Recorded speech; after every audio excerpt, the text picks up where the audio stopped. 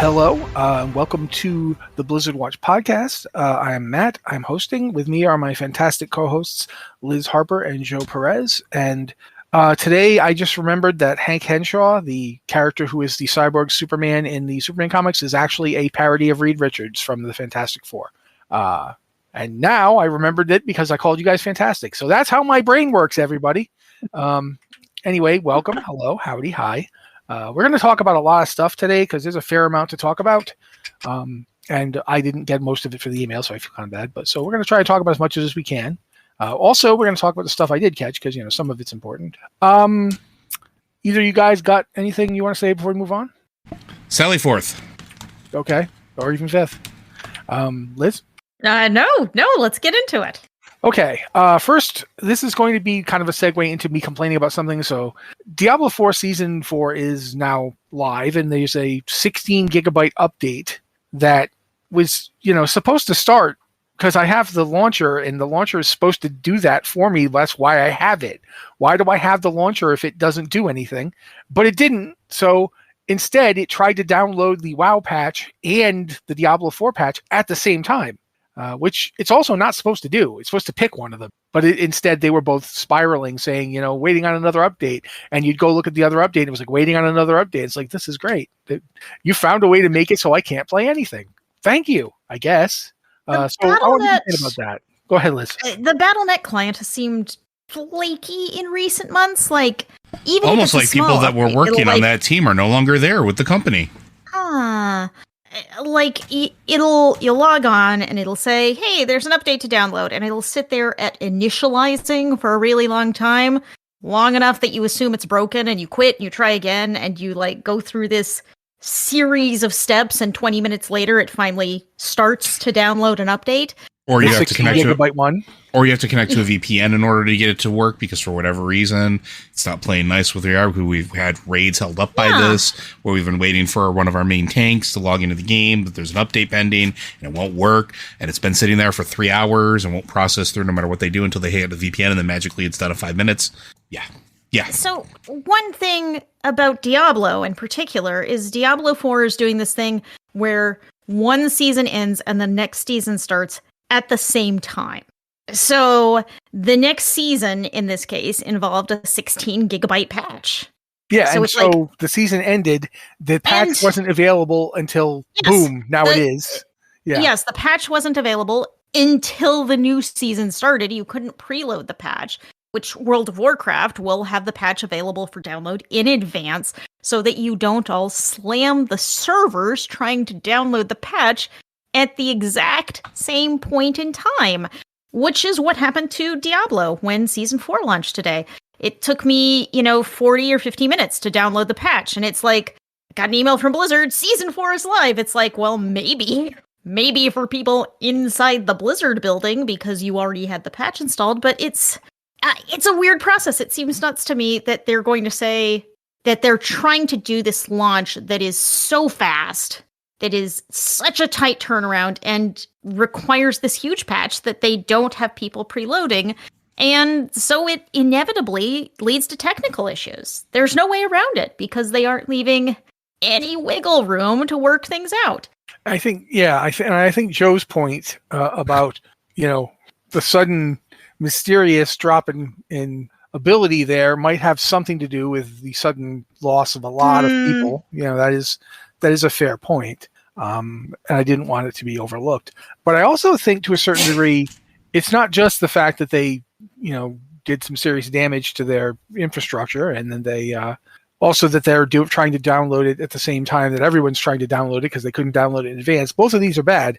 But the other thing is that they don't, I don't know how to put this properly, so I'm probably going to sound like a jerk here, but it feels like they don't have anybody there to warn them of these things. There's nobody there anymore who seems to remember that these things have happened before already. Like you just mentioned, World of Warcraft lets you download the patch in advance so their servers don't get slammed. But there's nobody there anymore to mention to the Diablo team, hey, if we let them download their patch early, the servers won't get slammed. It's very strange watching Diablo 4 evolve in development because it's currently, as we sit here, as Diablo 4 has been out less than a year, we've already seen them make a number of changes that it's like, these are things Diablo 3 had to fix over its lifetime. These are things World of Warcraft figured out and had to fix, and it's a very strange feeling. Like, Diablo 4 has not learned a lot of lessons that other games at Blizzard have learned. Go ahead, Joe. It's like, sorry. I was gonna say, it's like a ship of Theseus thing, right? And the problem, and I'm being serious here. Like, I'm not just trying to make a joke. The development cycle gets weird because when your senior people are getting removed or are leaving in droves to go work at other companies, that institutional knowledge disappears. And tech companies, doesn't matter what the tech company is, if it's a tech company, I can guarantee you their documentation is garbage. And it's not because, and it's not for any one reason aside from people are busy and they're too damn big. And as a result, when people are working on too many projects with too many things to get done in a period of time and deadlines, they don't have time to stop and document perfectly. They're going to document in a way that they have easy access to it in the way that their brain works. Well, unless you have a team that takes that information and puts it into an easily digestible form for the rest of the people in the company to digest, guess what ain't happening? So all this institutional knowledge leaves. You have these people that understand the kludge code, or they understand the weird intricacies and how the network reacts, or they have the relationships with the providers. Like, I used to have contacts at like level 3 or with Verizon or Virgin or any number of ISPs from across the globe. When I worked at my previous job, where if we had an authentication problem, I could reach out to them. And then I left. You know who's doing that now for that company? No one. There's nobody that has those contacts. So when stuff breaks, it just lingers. And you kind of wind up in that same thing where then the new people become the seniors. They figure it out. They do the same thing. And then either they leave or they get let go. And then you right back to the beginning again. And you kind of see that the paint starting to wear on Battle.net, especially over the last, I'll say, since Christmas. Because I think we started really having the update problem a few months ago. Like, it might have been January when we started seeing that start to creep in. And you go to the forums and you're going to see a bunch of stuff like that. I'm sorry, I don't want to harp on it too much, like, because I'm sure people are not interested in hearing about it. But it is fascinating, and it is very curious, at least to me, how long it's going to be until this stuff starts getting actually fixed. Because either somebody gets begged to come back, or begged to come on as a consultant long enough to get the things functional again and get some of that knowledge back, or train a person or here or there. Because something's got to be done. It's getting ridiculous. I mean, we had the problem back with Overwatch where you couldn't play it. Yeah, for almost a year. Almost a year exactly, yeah. And, it just didn't get fixed and didn't get fixed and didn't get fixed. So it's not that this stuff hasn't been happening. It's just been happening. It's like watching. I keep coming back to the scene in Star Trek: The Next Generation where Data's daughter is having cascade failures. And it's like watching that happen across Battle.net.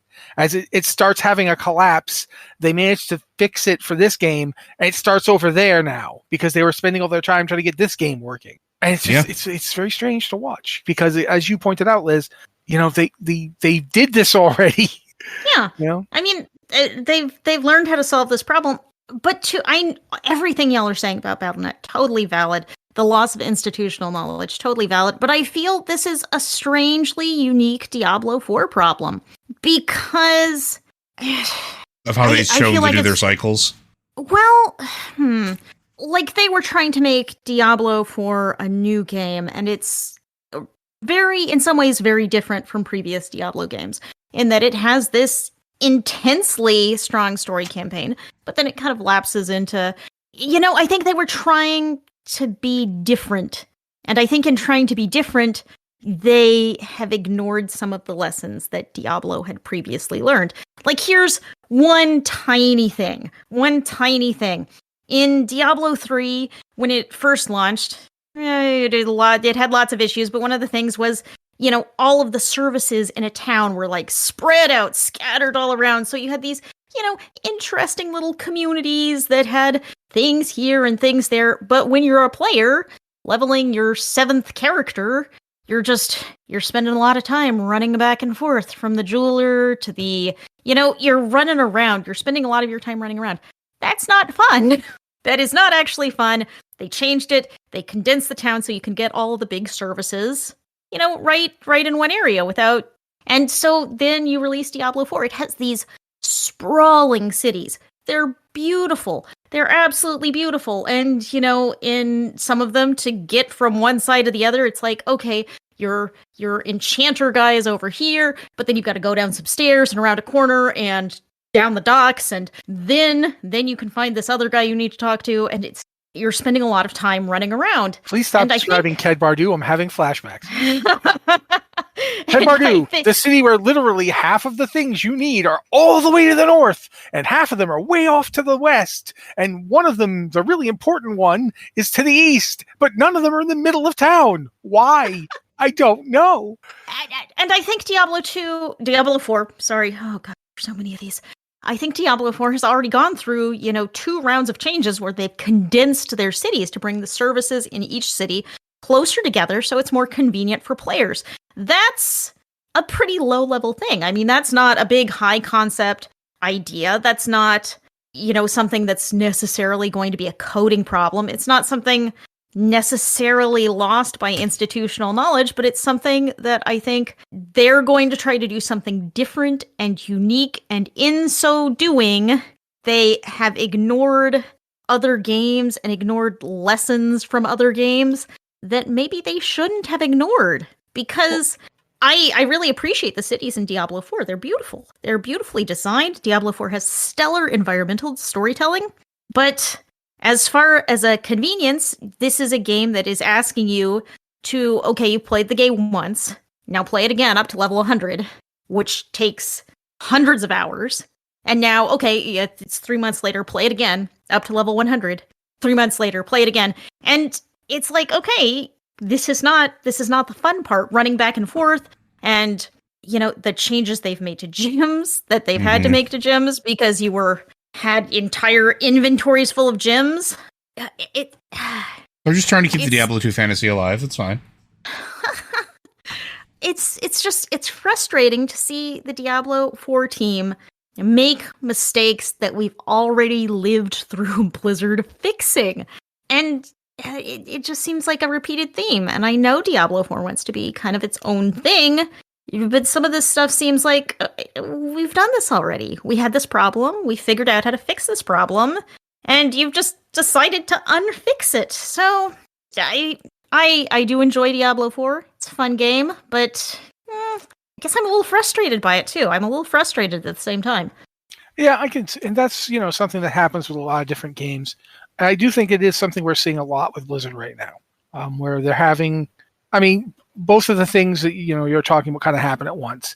Like they want to make something new and different, or they want to, they've lost people who could tell them how to solve the problem that they're going through because other problems had it.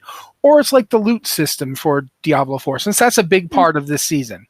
Let's talk about the fact that when they released this game, it had a loot system that varied between, oh, that's a little complicated, to, so I did put the cheese out for the Archduke, but how can we be sure that his wife will be wearing the scarlet gem when she goes out on the balcony later tomorrow? That's what the cheese is for. Like, you're sitting going, how does this help my character? What does this stat even do for my character?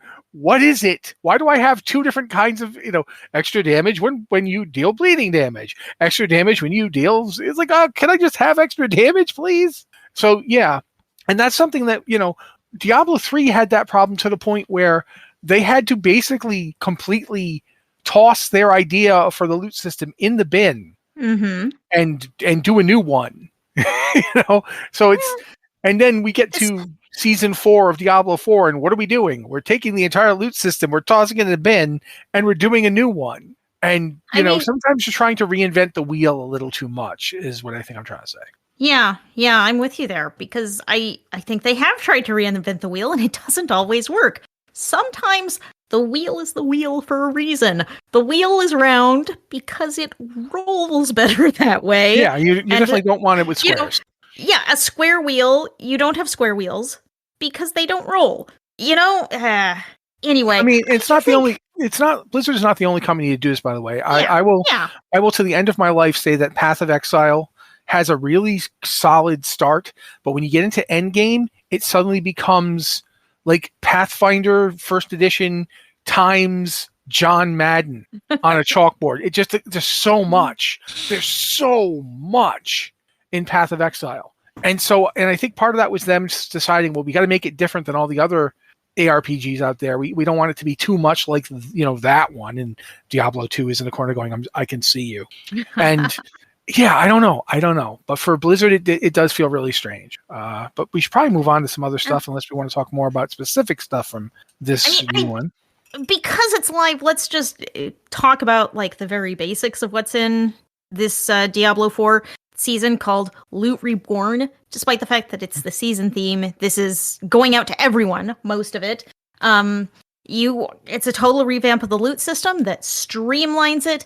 You'll be getting less loot, which I know that sounds bad, but it's going to be more useful loot. So you're going to get less of that trash that just piles up in your inventory and you have to immediately go sell.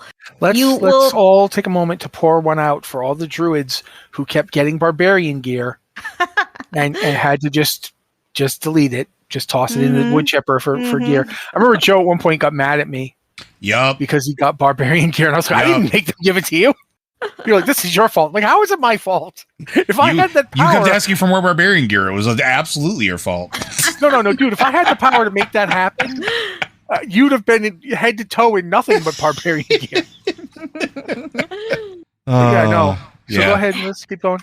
And they're streamlining the loot system so that there are fewer stats, but they're more likely to be impactful stats. So it's not damage while vulnerable, damaged while stunned, more damage while crowd controlled, more damaged, there used to be dozens of stats, hundreds of stats.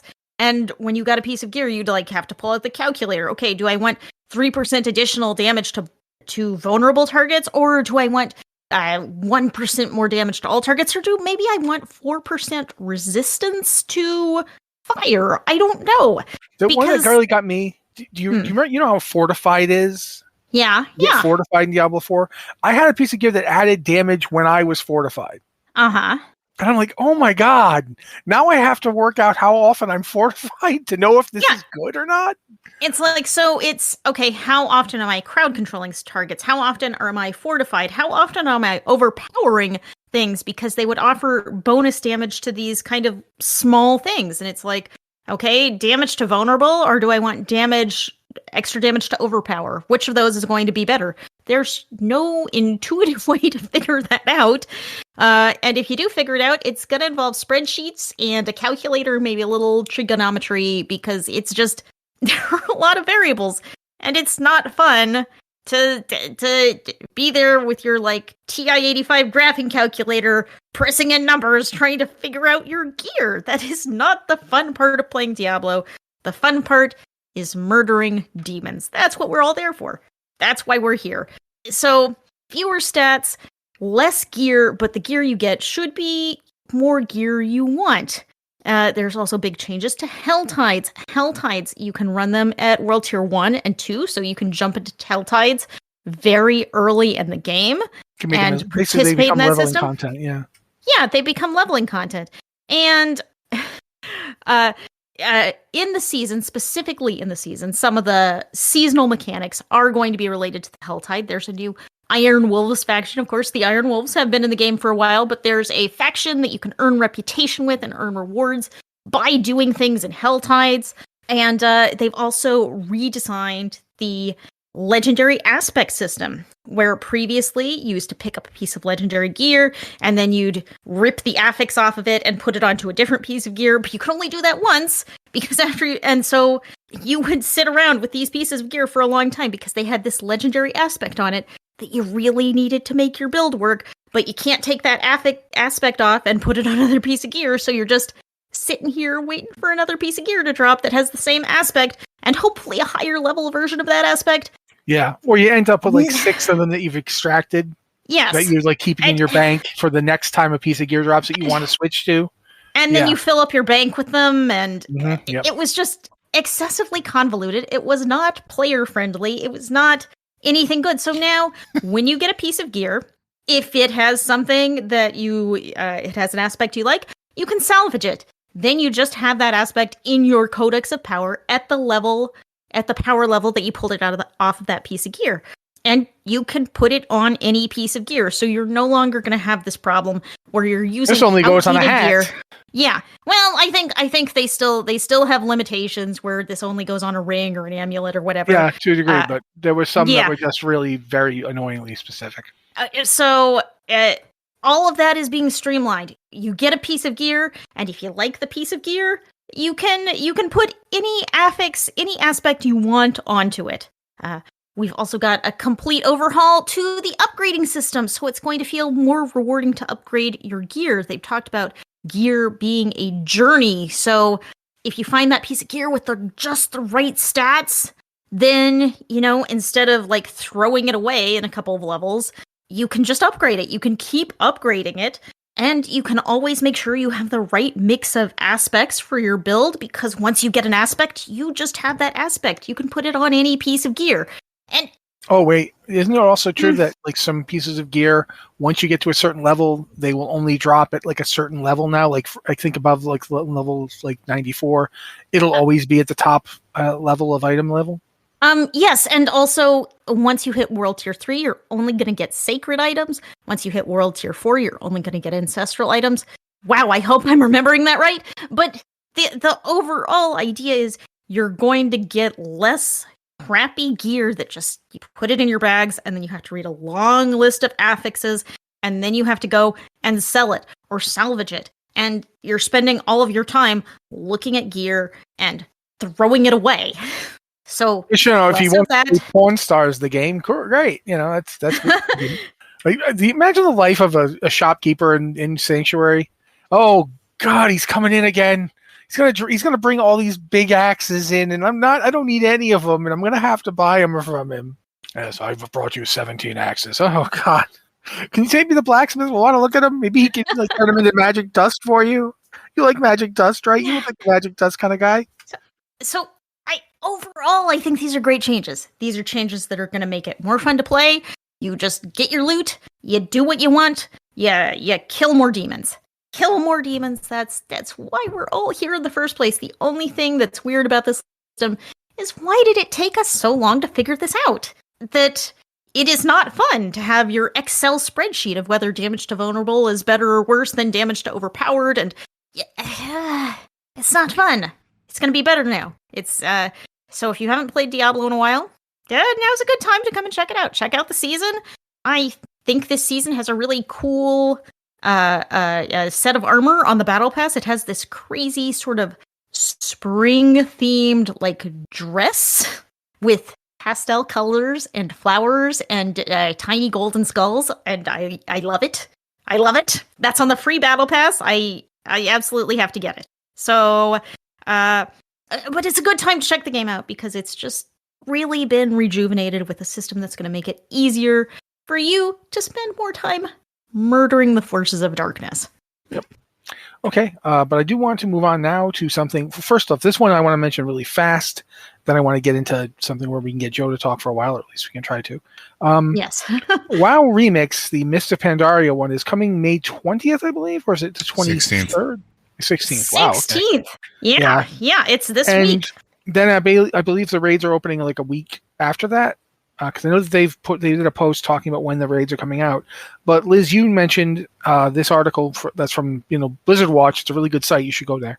Talking about how in addition to that, they're changing the way the raids work in Mists of Pandaria. They're having a daily lockout instead of a weekly lockout, and you're going to have basically just 10-player raids. There's no LFR. You will have 10-player normal and heroic, 10-player. Normal and heroic 10-player for Mogushan Vaults, then Heart of Fear. Terrace of Endless Spring is exactly the same. These are raids. These are the raids that have a daily lockout. Yeah. And Throne of Thunder, normal and heroic 10-player. So pretty much all raids are going to be 10-player, except Siege of Orgrimmar, which is going to have normal and heroic 10 to 30-player and mythic 20-player. This is I don't know if that one has a daily lockout. Yes, Liz? This is specifically, all of these are the raids with the daily lockout. Not every raid has a daily lockout, but most of them have a daily lockout. And this is going to be in the WoW remix, but it's also in the live game right now. Since patch 10.2.7 went out, they kind of stealth put this change in so you can run Siege of Orgrimmar every day if you're so inclined. I don't know that I'm no so thanks. I ran it enough for that often. I ran it enough at level. I think I'm good. I mean, here's the problem though.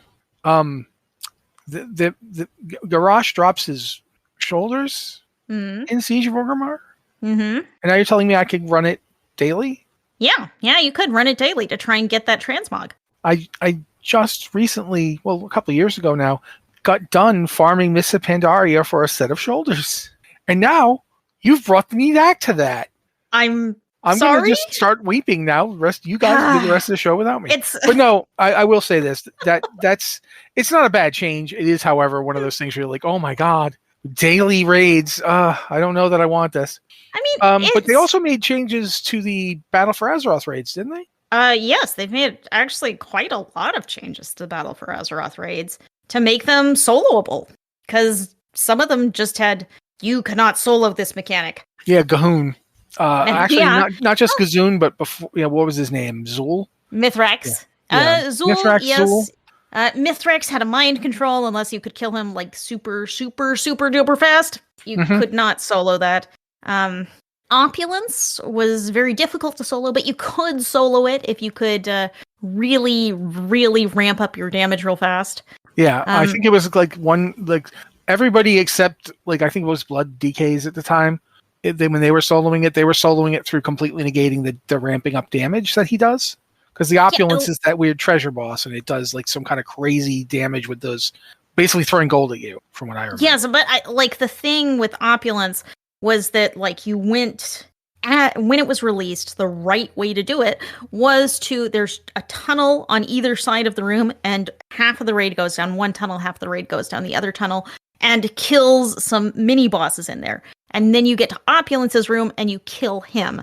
But if you just run straight into Opulence's room, he has a huge damage and health buff, which makes the fight a lot more difficult. And you could solo him. I just realized I'm ascribing gender to a sentient pile of gold, which maybe is not accurate. Let them find what they want to tell you they are. Yeah, you could solo Opulence, but you really had to ramp up your own damage. You had to damage them down really fast because you could not survive forever in that. Yeah. They've ripped out some mechanics entirely, like Mithrax no longer mind controls. So now you could go into Battle for Dazar'alor, you could go into Uldir, and just do those raids, collect that transmog, which actually leads me to the question, why am I not doing that right now? I mean, I could be collecting transmog as I am talking to you, and I'm not. That's insane. That's fair. Crazy. I don't really know why you'd waste your time talking to me when you could be getting transmog gear either, but hey, you're here, so. See, I could do both of these things at once. I would probably not do them both well, but I could do both of them at once. Could be multitasking. Wait, we have to be good at this? No one told me anything. But since we've now talked about transmog and transmog gear and ways to farm it better, Joe, tell me about these shaman things that none of us read before the podcast. You mean I can only talk about part of it because I only really can speak to the healing stuff. But go for it. We're talking about hero talents because we got more. We got the Totemic Shaman, which came out for enhancement and resto. And that's where my focus is today because, oh my goodness, that's going to get nerfed real dang quick. The reason I say this is because I'm looking at this and it's a lot of automatic spells. So it's a lot of you cast a totem and the totem just does things. A philosophy that they aggressively moved beyond years ago. And the reason they did that and limited it to we have one totem, two totems that kind of passively do things really. A couple of maybe three if you spec into it. Tremor Totem?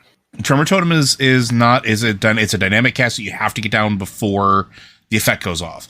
It doesn't pulse anymore? It doesn't pulse anymore. Or at least it only pulses twice before it's done. Like it's not a constant. So I think for me, it's interesting. But like Poison Totem, the Cleansing Totem, like that stuff, the reason that was taken out of the game is it took, you could run on autopilot. That was one of the things that they talked about. Yeah, fire and forget. You just drop that thing, and anytime the cooldown was up, you just drop it again. Well, boy, howdy, we're going back to our roots, because here comes Surging Totem. So Surging Totem, at least for the rest of Shaman, summons a totem at your feet that immediately and every 5 seconds casts a healing rain within 30 yards where allies are present, healing for 30% more than a normal healing rain, and it lasts for 20 seconds. You're going to get 4 casts of free healing rains with this totem that are going to be better than your own healing rain. Yeah, that's getting still nerfed. no one will stand in them. No one will stand in them. Yeah, but it will target them with it targets players. It targets players and puts it down. But we're not done. There's more. So then you can also get the next talent tier down has a couple options. One of which, you're going to wind up getting enough talents to get them all, I believe.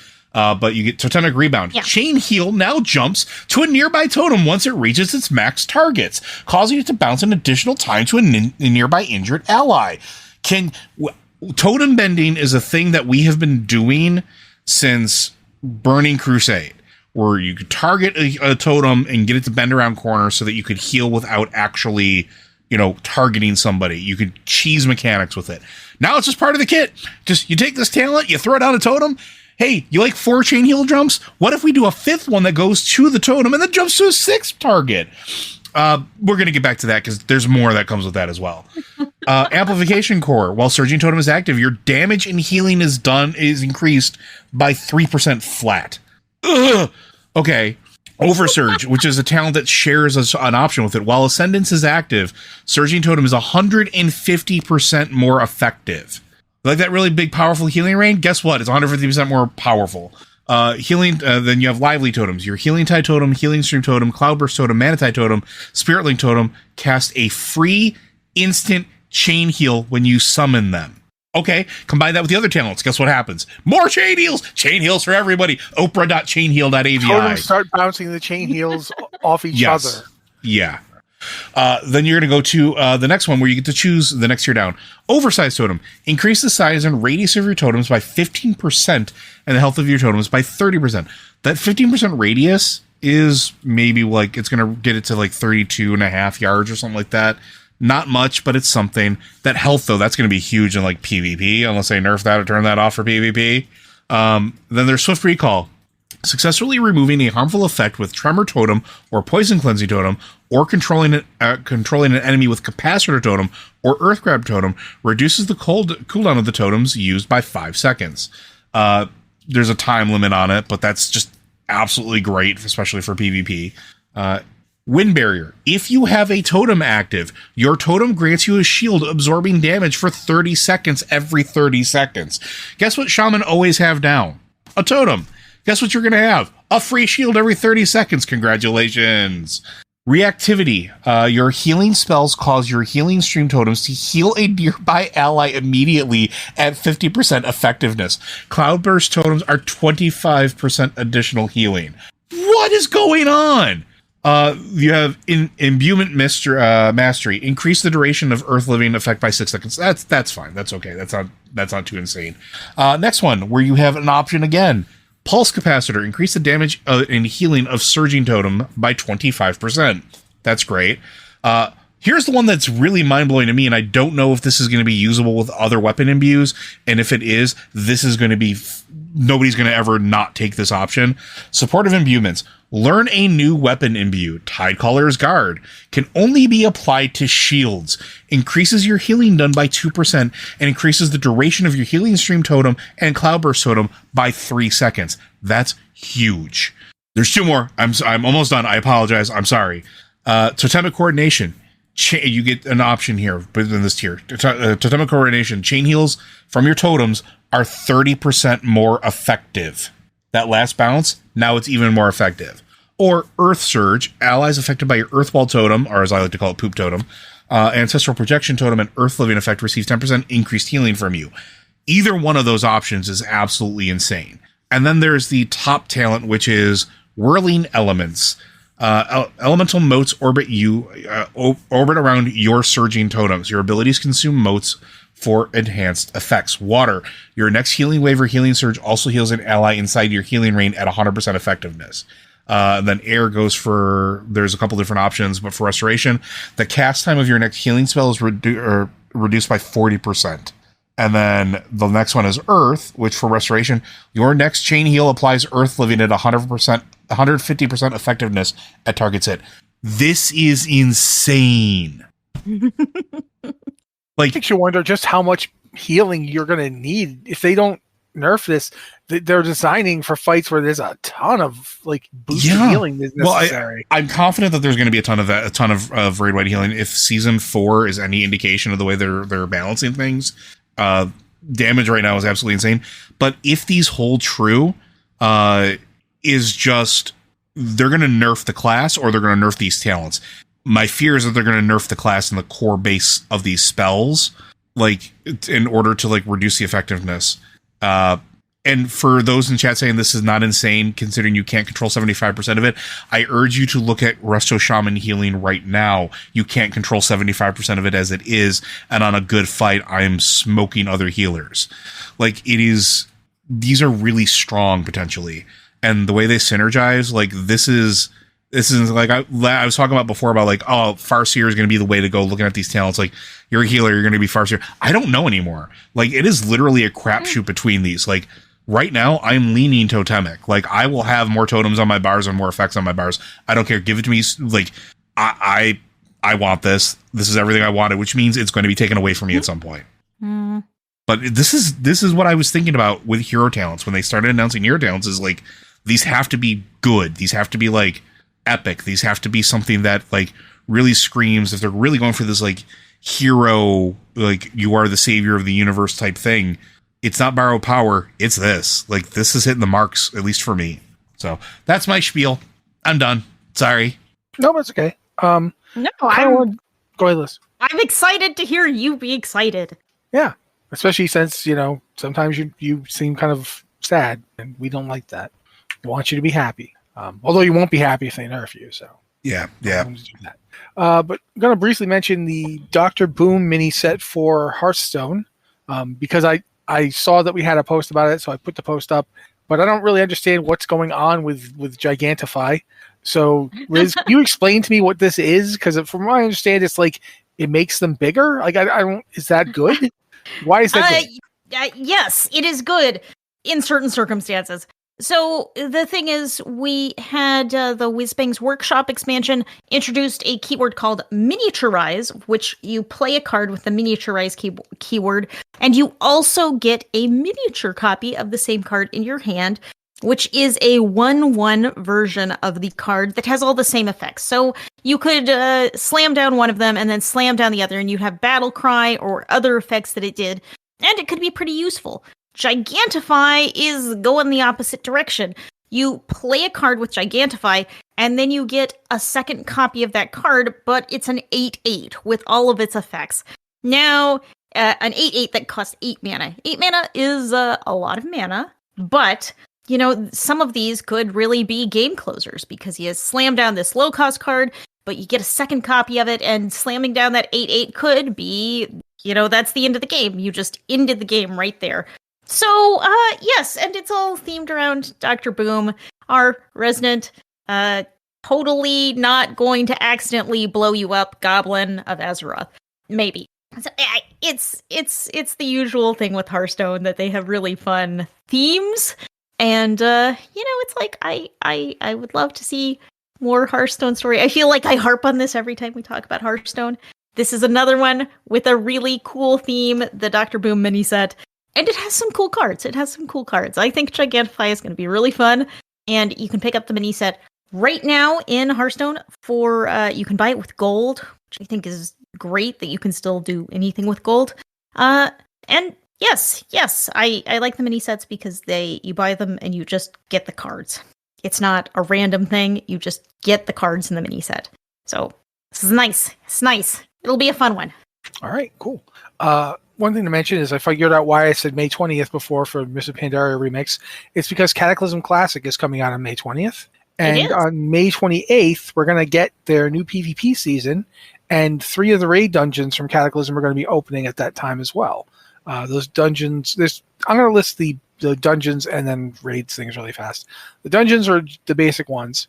Blackrock Caverns, Throne of the Tides, Vortex Pinnacle, the Stone Core, the Lost City of Tolvir, the Halls of Origination, Grim Batal, Heroic Deadmines, and Heroic Shadowfang Keep. Those are the dungeons that are coming with Cataclysm Classic. But then when Season 9 starts, the week after Cataclysm Classic drops, there are going to be the first 3 raids, which are the first 3 raids if you played in Cataclysm. It's Bastion of Twilight, Blackwing Descent, and Throne of the Four Winds. Those are coming the week after. So, first off, I am super unexcited for Cataclysm Dungeons because I remember tanking those things, and my word did I hate that. But I loved the raids. I think every raid that I ran in Cataclysm I liked. Even the final raid, which had some issues, but aside from the fact that I fought the same thing twice, which I never like. I'm sorry, I don't like it when somebody is 2 fights, because that's like, oh my word, I just fought you for like 20 minutes and now I have to fight you again for another 30 minutes. But yeah, this is a dungeon. These are raids that I'm really interested. I want to know how they go because I remember really enjoying them. Bastion of Twilight in particular, because it's got possibly the funniest. I don't know if it's funny in a comedy way, but it's funny in just terms of like how snarky they are. Thoralion and Veliona are possibly the most arch, sarcastic dragons you're ever going to run into, and they are going to make fun of you the whole time. And I dug it at the time. But that's all coming. That's fairly soon too. Really, 2 weeks. That's I do want to jump in with something that I think is a little odd about the launch of Cataclysm Classic. Go for it. Is that they are still doing raid testing. They're doing raid testing right now for content that they're going to open in, a week and a half, 2 weeks. It just seems crazy that we're still doing raid testing. Their last round of raid testing is May 14th to May 17th. So this week. They're doing testing this week for content that's going to start launching next week. That just seems very last minute to me. And there is something to be said about that. I mean, even kind of we saw that with Diablo 4 as well, with the PTR they put up. Very short PTR. Short PTR, and plus it wasn't that far ahead of the actual. So yeah, that is kind of happening quite a bit. So that's something to consider as you're watching this. But yep. Let's make sure there's anything else we should probably talk about on that subject. Nothing else for that. We did talk about the BFA raids, which is good. And Joe talked about the Totemic Shaman, and we talked about that. So I'm going to say we should probably at least bring up the dog thing. Dog thing. Because dog. Remember dog? You guys remember dog in World of Warcraft. You had a dog. Hey, look, it's a dog. He was on the farm in Pandaria, right? Mm-hmm. That's where the dog was. And he followed you to the garrison, didn't he? We've been to a lot of places. I've had a lot of farms and a lot of just been a lot of places. So yeah, but he's apparently coming back in the War Within. I don't think he was in the last expansion, was he? He wasn't in the last several expansions. I think the last time we saw him was, when Broken Isles? Battle for Azeroth? Yeah. Couldn't have been Shadowlands. So yeah, anyway, in advance to Battle for Azeroth. Yeah. But from there, he's coming back for the War Within. I mean, good. He's a battle pet. Yeah. You can now take him with you. You don't have to leave him in Dalaran. You don't have to leave him with Brianni, which is probably for the best because, well, spoilers here, but like you get to take your dog with you, and that's fantastic because his name is Dog, and that is the best. And this expansion has had everybody trying to earn the good boy who is Kaivan, and that's great. But it is good that Dog of Dalaran will now be accompanying us on our adventures. If the OG DOG. Yep. Sorry. No, that's fine. Like I said, I'm in a weird space. Yeah. I do find it weird that they're doing this, but I do also think it's pretty cool. One of the things I like in Blizzard games is when they pet a dog. So it's an Act 3 callback, man. Come on. That's what you do. But at this point, I think... we don't really have time for a lot, but we could do a couple of these questions. Yeah, right? Let's do it. I think we can do a couple of these questions. So yeah, we got about 12 minutes left. If you've got a question for us here at the podcast, please send it to either podcast@blizzardwatch.com as an email, because we like to do that. And if you could put in, podcast or Blizzard Watch in the subject line, so I know which podcast it's for. And if you're vague about that, I will steal the question anyway. Or you can go to Discord. We have 2 Discord channels. One is the Q and Podcast Questions channel, and the other is the Patron Q and Podcast Questions channel. Both of which, we check for questions. We do tend to go to the Patron one first because y'all pay for everything, and we appreciate that. Mm-hmm. This time, these questions are actually all ones Liz got for us last week because we were like, we don't have any questions. Please, guys, give us all questions. And then we didn't answer that many questions. So, yeah, we're going to try and do a couple now. This one, I'm going to start with one that's kind of I don't know, it's something I don't think about that much, but I do think it's pretty important. This one is from Felon A. Q for the podcast. With so many play options right now, how do you decide what to do with your limited playtime? Next week in Blizzard Land, we will have a new alpha build. That was last week at this point, I think. But hopefully give us, end to end in the new game zones. We remix on retail. We have Season 4 kicking off in Diablo 4. And then there's whatever else is going on with other games. So I think that's a pretty interesting question and one we could probably talk about a good deal. So which one do you want to go first? Sure, I'll go, because there's a hanging silence, and Pi, as a podcaster of multiple years, can't have that happen. So choosing what I do with my limited playtime is always a struggle. There's also always the option of disassociating for several hours and not playing any game whatsoever, which I'm sure everybody can feel and identify with at some point. But I kind of just try to follow whatever the mood I'm in. So if I'm looking for something super casual, I might spend time leveling an alt, which I've leveled a lot of alts this expansion. I've leveled more alts this expansion than I have any other expansion, which is mind-blowing. And I mean, like, not just like, oh, here's my old max level character that I'm leveling. I mean, like, no, like I started from scratch and worked my way up, which I don't even know why. It just sort of like was easy to do that this expansion for me.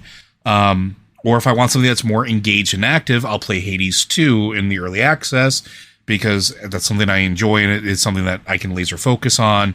So I just kind of try to gauge what my mood is, what I'm in the mood for. Do I want something casual? Do I want something that gives me a little emotion? Do I want something with a little more story? Do I want something that's going to make my hands hurt in an hour because I've been clutching my controller way too damn tight?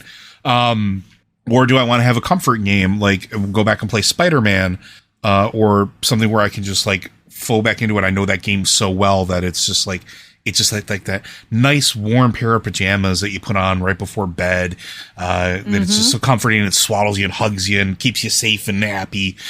That's really it. Like, it's not complicated. It's just, I try to ask myself, what is my mood? What will complement my mood? And I try to roll with it that way. And for me, alpha's not really a problem because I don't have that option yet. So, Liz? I mean, it's tough because you have so many competing things, and they're all interesting. They're all important. They're all things that you want to do. So Joe's right. You kind of have to chase your mood. But how do you prioritize? Like, here we are. We're just running Dragonflight Season 4, started very recently. My guild is raiding it. I had to skip raid last night because I just didn't have the time. I've been so busy. And, I didn't get my weeklies done last week. And I feel kind of terrible about that. I've got the FOMO thing where I'm like, oh, I'm missing out on rewards. I'm not keeping up with everyone. And it's like, it's stressing me out because it's like, I need to do these things. And I really hate it when games get like that. Like, it's something I enjoy, but also going in to do it can be stressful. It can feel like a chore. So it's hard to balance that. I mean, not only that I have a limited time and lots of options to play it, sometimes it's like, this may not be what I feel like doing, but this is what I should be doing. That's really frustrating that games have come to this point where they feel like this. And I mean, sometimes I do like playing World of Warcraft and Diablo 4. I've realized that now I need to play Diablo 4 Season 4 because I want that armor with the flowers and the skulls. It's a problem. But then I'm also going to be playing WoW Remix this week. And I don't know. Joe's right. You have to chase what you love. And sometimes that means sitting down and doing those quests to get your latest gear and keep up with everyone else you're playing with. in World of Warcraft. Sometimes that means maybe you just sit down in front of the couch and turn on the Xbox and play an old game. Or just one thing I love about playing single player games is that I can just play them at my own pace. I can do as much or as little as I want. There's no competition in a single player game. I never have to think, oh, my eye level isn't high enough. Oh, I need to do a level 90 nightmare dungeon in order to finish this part of the season journey. There's nothing competitive or necessarily super crazy challenging about a single player game. You can just sit down and play it and not worry. And now that I'm saying that, it's like, that used to be what games were. Games were an escape from all of this. The hecticness of your real life. And now, sometimes they can be a chore. And part of the fight in deciding what to play is like, okay, do I have the brain space? Do I have the spoons to sit down and focus on doing my gaming chores? Or do I just need to sit back and not think about anything and replay Mass Effect 2? which is my kind of comfort food game. It's the Mass Effect series. It's hard because we all are stuck in this 24-hour day, and we've got to sleep for some of that. We've got to work for some of it. We've got to take breaks to eat and hydrate. So it's challenging. I don't have a good answer. What about you, Matt? Well, I don't want to sound bad. I don't want to say this in a way that sounds bad. But basically, last year, I basically, like, as life was going down the toilet for me personally, and didn't really come back. One of the things I decided was that I could not afford stress if I could possibly avoid it. And easy to say, it's easy to say. Oh, you can't afford stress. Well, so what? Your stress is still there. Yeah, but I don't have to stress about video games. Video games are the thing I do because I don't want stress, or I want to release stress. Like, I play Diablo 2, 3, or 4 if I want to smash things. That's what that game is for me. If I'm not enjoying that, if it's not giving me the visceral rush of turning horrible hordes of things into gibbets, then I do something else. Like, for a while there, I was playing one of my favorite games for a while there was the Darksiders Genesis ARPG, because it was giving me that feeling. But then I was like, Diablo 4 is doing it well enough. I don't need to play this one too. But like, I stopped right around the time that Zaralek Caverns was opening up. I looked at World of Warcraft and realized I don't have the ability to play this with a group. Like, I just don't have time to match up my schedule with everybody else's. It's not that they're not good people. I love my guild. They're great people. But I just can't do 2 to 3 hours on Tuesdays and Thursdays at like 10 o'clock my time, because that's when they raid. And I knew that going in. They're not bad people. There's nothing to do with them. I just can't do it.